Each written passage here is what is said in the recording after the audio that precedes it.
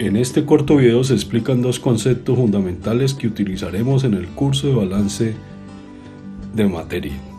Bienvenidos a esta lección. Para iniciar debemos hablar de lo que significa la masa de un átomo. Quizás previamente en los cursos de química se nos ha enseñado que un átomo es la unidad constituyente más pequeña de la materia, que tiene las propiedades de un elemento químico. Bien, una de las cosas que nos limitan en definir la masa de un átomo es que este es demasiado pequeño. Por ejemplo, la masa del protón es del orden de 10 a la menos 27 kilogramos. Dadas estas condiciones, podemos decir que pesar un átomo es físicamente imposible.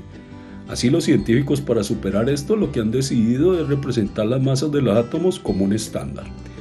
Y el estándar definido se conoce como la unidad de masa atómica, que se establece como un doceavo de la masa del átomo de carbono 12. Si nosotros representamos esto de una manera cómoda, quiere decir que la masa del átomo de carbono 12 es equivalente a 12 unidades de masa atómica. Entonces, ¿qué significan los números en la tabla periódica que nos dicen que son las masas atómicas de los elementos? Simplemente estas son las unidades de masa atómica de los elementos referidos al átomo carbono 12. Como se ve en la figura, imaginemos que colocamos en la balanza un átomo de carbono. Si nosotros queremos equilibrar la unidad de masa atómica del carbono, debemos de colocar 12 átomos de hidrógeno. Así este átomo de hidrógeno pesa una unidad de masa atómica. Entonces, en la tabla periódica los elementos químicos se han organizado en términos de sus unidades de masa atómicas. Como observamos en esta pequeña tabla, el carbono tiene 12.011 unidades de masa atómica. El azufre tiene 32.06, el oxígeno tiene 15.99. Si comparamos entonces estas unidades de masa atómicas, vemos que los átomos de oxígeno y azufre pesan más que el carbono. Para definir lo que es una mol necesitamos describir qué es el número de Avogadro.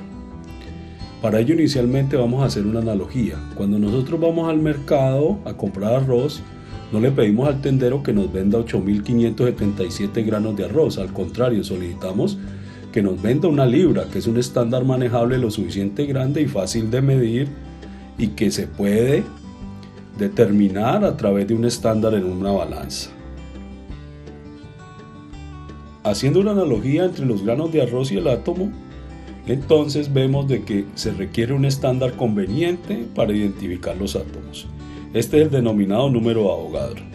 Este establece que una mol de átomos es equivalente a 6.023 por 10 a la 23 átomos.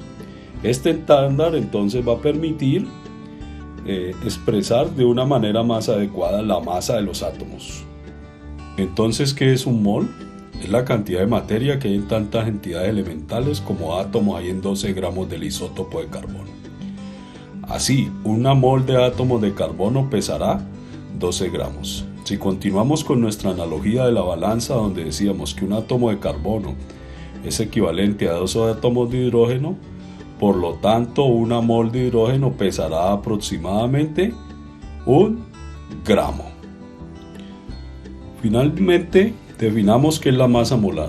La masa molar o peso molecular es la masa de un mol de dicha sustancia expresada en gramos.